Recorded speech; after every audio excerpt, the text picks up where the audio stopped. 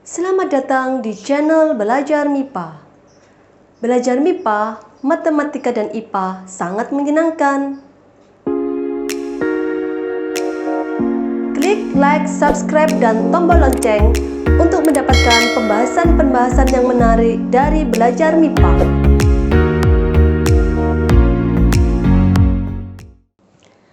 Assalamualaikum warahmatullahi wabarakatuh. Berjumpa lagi kita di kelas matematika. Pada kesempatan kali ini kita masih melanjutkan materi matematika kelas 4 bab pecahan. Materi yang akan kita bahas di sini yaitu mengenai pembulatan bilangan desimal. Baiklah adik-adik, mari kita mulai mempelajarinya. Baiklah adik-adik, kita memasuki materi pembulatan pecahan desimal.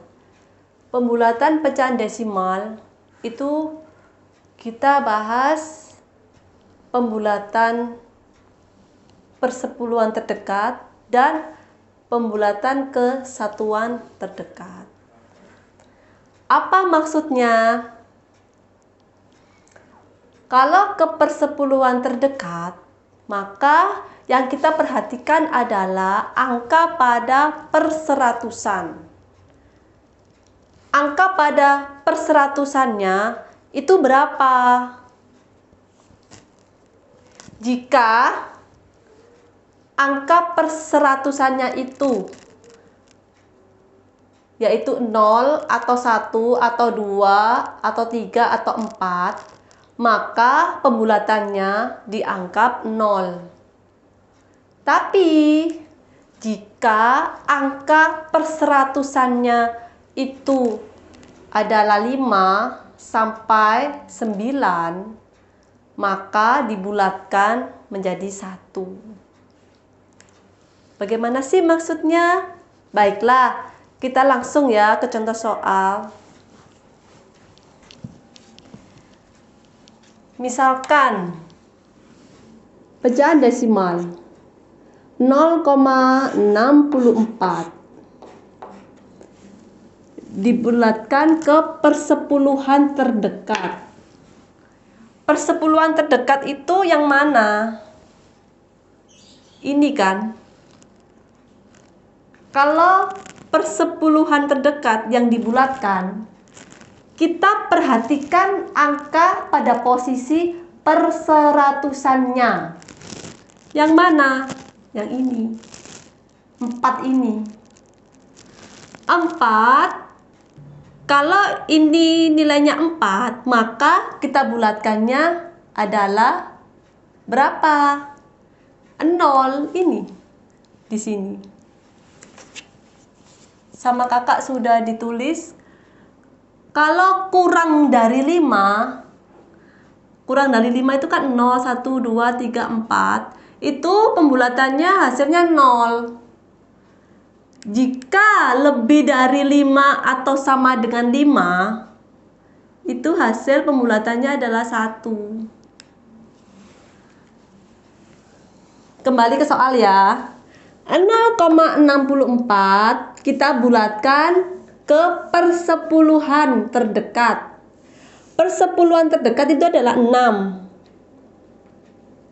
Sehingga kita perhatikan yang posisi perseratusan, yaitu 4. 4 itu lebih besar atau lebih kecil dari 5. 4 itu kurang dari 5. Maka hasil pembulatannya nilainya berapa? 0 kan? Berarti kalau ada pecahan desimal 0,64 dibulatkan ke persepuluhan terdekat, hasilnya adalah 0,6. Karena yang 4 ini nilainya jadi 0. Hasilnya 0,6. Soal yang kedua, 2,75. Pecahan desimal ini kita bulatkan ke persepuluhan terdekat. Yang kita perhatikan adalah angka pada posisi perseratusan. Yang mana angka itu? 5. Ini posisi perseratusannya. Kita perhatikan yang perseratusannya untuk menentukan posisi persepuluhan. Yang ditanyakan kan persepuluhan terdekat ya, benar ya. 5 ini lebih kecil atau lebih besar daripada 5? Ternyata kan 5 sama dengan 5, ya kan? Maka angka 5 atau lebih dari 5 itu hasil pembulatannya adalah 1 ini.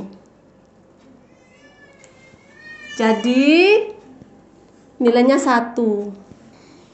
Maka hasil dari pembulatan pecahan desimal 2,75 jika dibulatkan ke persepuluhan terdekat menjadi, ini kan nilainya 1 ya, jadi 2,8. 5-nya hilang, jadi 1 dijumlahkan ke nilai persepuluhannya, jadi 8. Jadi nilainya 2,8. Hasil pembulatannya 2,8. Contoh soal yang ketiga. 6,36. Tentukan pembulatan dari pecahan desimal ke persepuluhan terdekat ya. Kita harus mencerna soal dengan baik. Soalnya itu ke persepuluhan terdekat. Kalau persepuluhan terdekat, kita perhatikan angka perseratusannya. Di sini perseratusannya yang ini. 6 itu kurang atau lebih dari 5? 6 itu lebih dari 5. Sehingga hasil pembulatannya itu bernilai 1. Kalau kita kembalikan ke soal berbunyi pembulatan ke persepuluhan terdekat. Setelah kita mendapatkan nilai pembulatan dari perseratusnya, kita menuju ke persepuluhannya sesuai dengan soal ya. Karena hasilnya itu adalah 1, maka hasil pembulatan dari pecahan desimal ini kita tambahkan 1 ini ke nilai persepuluhannya. Di sini nilai persepuluhannya adalah 3. Maka 3 ditambah 1 jadi 4. Maka hasilnya adalah 6,4. Seperti itu. Yang terakhir 7,74. Carilah pembulatan persepuluhan terdekat dari pecahan desimal 7,74. Yang ditanyakan adalah persepuluhannya, sehingga kita fokusnya yang pertama kali adalah ke nilai perseratusannya, yaitu 4. Langsung saja, 4 kurang atau lebih dari 5. 4 itu kurang dari 5. Sehingga 4 itu sama dengan 0. Jika nilai perseratusannya itu 0, maka hasil dari pembulatan pecahan desimal ke persepuluhan terdekat menjadi 7,7. Karena ini hasil pembulatannya menjadi 0. Tinggal 7,7.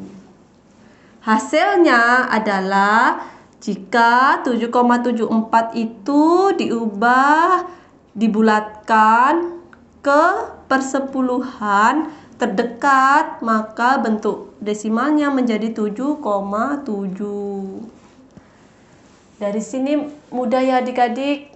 Jadi kalau bilang angka itu kurang dari 5, ini ya saya ulangi, kurang dari 5 itu dibulatkan jadi 0.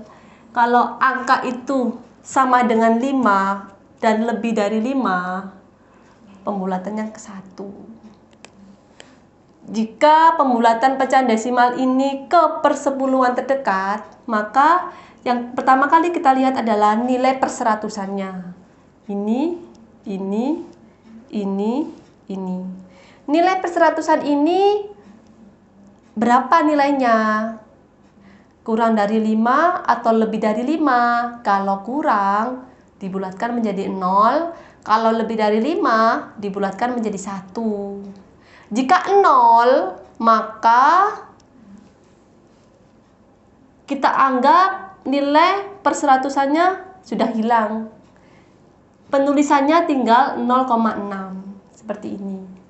Kalau dari contoh soal yang ini. Kalau dari contoh soal yang ini, jika nilai perseratusannya itu menghasilkan pembulatan 1, maka nilai persepuluhannya kita jumlahkan dengan 1 ini menjadi 2,8. Sama soal yang ini. Yang ditanyakan adalah kepersepuluhan terdekat. Jika nilai perseratusannya itu lebih dari 5, hasilnya kan 1. 1 kita jumlahkan ke nilai persepuluhan. 3 tambah 1 jadi 4 kan. Jadi bentuk desimal yang baru jadi 6,4. Seperti ini. Ini hasilnya 0 kan? Kita hilangkan saja. 7,7. Mudah ya adik-adik. Pokoknya yang penting itu kita paham konsepnya. Ini saja. Konsep dan nilai tempatnya. Adik-adik harus tahu persepuluhan tuh yang mana. Kalau dari soal yang ini persepuluhan. Nih. Perseratusan itu yang mana? Yang ini. Ini harus tahu nilai tempatnya biar mudah ya. Kemudian kita menuju ke pembulatan pecahan desimal ke satuan terdekat. Kita mulai ya ke contoh soal ya.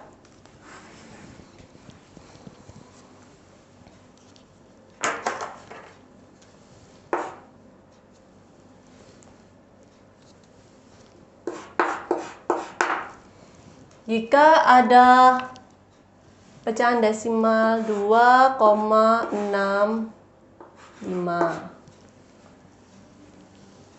bulatkanlah pecahan desimal 2,65 ke satuan terdekat.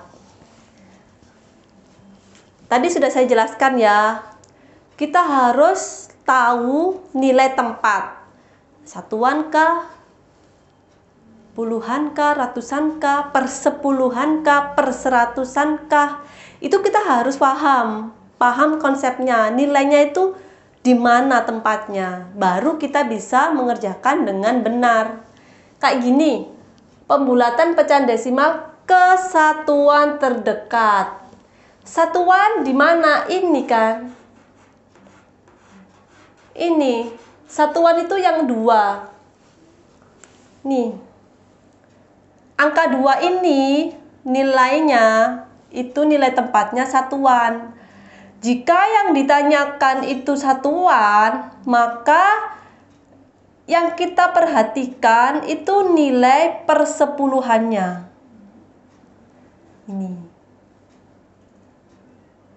Ini menentukan apakah nanti nilai satuannya berubah atau tetap. Pertanyaannya ke satuan terdekat adalah angka 2. Kita perhatikan yang nilai persepuluhannya. Ini kan persepuluhannya kan 6.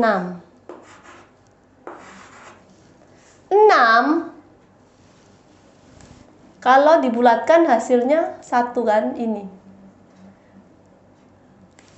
Karena 6 itu lebih dari 5. Maka hasil pembulatannya adalah 1. Sehingga jika 6 ini bernilai 1, maka hasil dari pembulatan ke satuan terdekat 2 ditambah 1 jadi 3. Soal yang kedua ya. Dengan soal yang sama ya. Saya ubah nilai persepuluhannya saja. 2,38.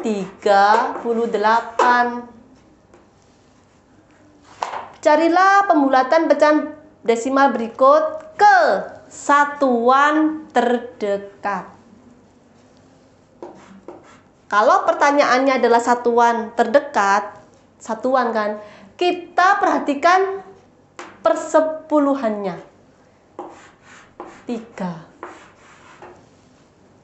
3 itu kurang dari 5. Maka hasil pembulatannya adalah 0. Sehingga 2,38 jika dibulatkan ke satuan terdekat, hasilnya berapa? Hasilnya 2. 2 tambah 0 tetap 2 kan? Jadi hasilnya 2 karena ini nilainya 0. Kalau ini 6 lebih dari 5 itu pembulatannya ke angka 1 sehingga menambahkan nilai satuan. Jadi 3.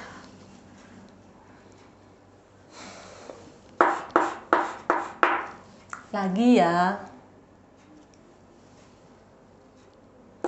25,11. Carilah hasil pembulatan pecahan desimal dari 25,11 ke satuan terdekat. Satuannya ini yang mana? Satuannya kan 5 ini. Betul kan? 5 kan satuan. Tapi yang ditanyakan satuan, yang kita perhatikan itu nilai persepuluhan. 1 itu sudah jelas kurang dari 5. Kalau kita lihat ini 1 pembulatannya kemana? 0. Karena kurang dari 5 maka hasil pembulatannya adalah 0. Dan 25,11 kalau dibulatkan ke satuan terdekat hasilnya 25. Gitu. Soal yang terakhir. 72,80.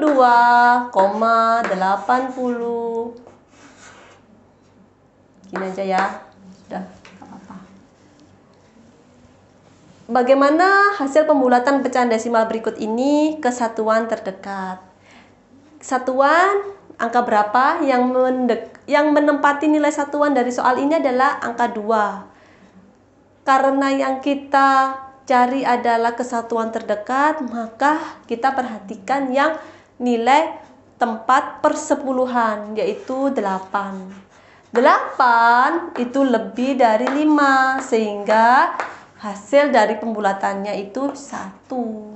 Nih, 8, 1. Sehingga 72, 2 ditambah 1, jadi 73. Satuan 2 ini kita jumlahkan dengan hasil pembulatannya dari nilai tempat persepuluhan ini adalah 1. 1 tambah 2, 3 menjadi 73. Mudah ya adik-adik ya. Yang pasti kita harus tahu konsep pembulatan itu. Jika kurang dari 5 dibulatkan menjadi 0. Jika lebih dari 5 atau sama dengan 5 itu pembulatannya ke 1. Dan yang kedua, kita harus paham betul konsep nilai tempat suatu bilangan. Baiklah, sekian dulu pembahasan dari kita. Semoga adik-adik bisa paham dengan penjelasan kakak. Semoga apa yang kita pelajari, apa yang kita bagikan, itu menjadi ilmu yang bermanfaat bagi kita semua. Tetap semangat belajar. Terima kasih atas perhatiannya. Wassalamualaikum warahmatullahi wabarakatuh.